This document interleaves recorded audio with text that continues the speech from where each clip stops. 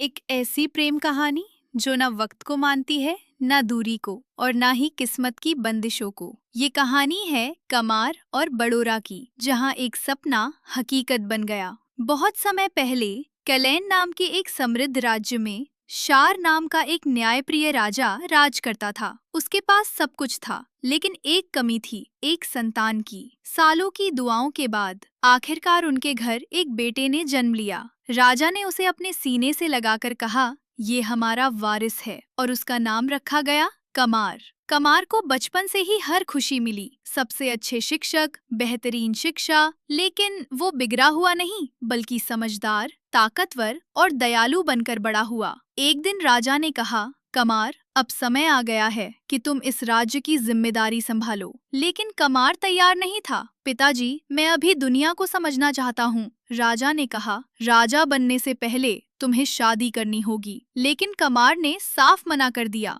राजा गुस्से में आ गया और कमार को 1 साल के लिए रिफ्लेक्शन टावर में कैद कर दिया गया। एक ऐसा टावर जहां अजीब रहस्य छिपे थे। उसी टावर में रहती थी एक जिन, जिसका नाम था जहरा। एक रात उसने कमार को देखा और उसकी कहानी जानकर हैरान रह गई। कुछ ही दिनों बाद उसकी मुलाकात खाजा नाम के जिन से हुई। दोनों में बहस हुई, कौन ज्यादा खूबसूरत है, राजकुमार या राजकुमारी। और फिर जादू हुआ। सोती हुई राजकुमारी बड़ोरा अचानक कमार के सामने आ गई। दोनों जागे और एक दूसरे को देखकर हैरान रह गए। तुम कौन हो? मैं भी यही पूछ सकता हूँ। धीरे धीरे दोनों ने अपनी कहानी साझा की और बातों ही बातों में उनके दिल जुड़ गए। कमार बोला, काश मैं तुम्हें पहले मिला होता। बड़ोरा मुस्कुरा दी, लेकिन सुबह होते ही वो गायब हो गई। अब कमार को एहसास हुआ कि वो सच में उससे प्यार करता है, लेकिन कोई उसकी बात पर विश्वास नहीं करता।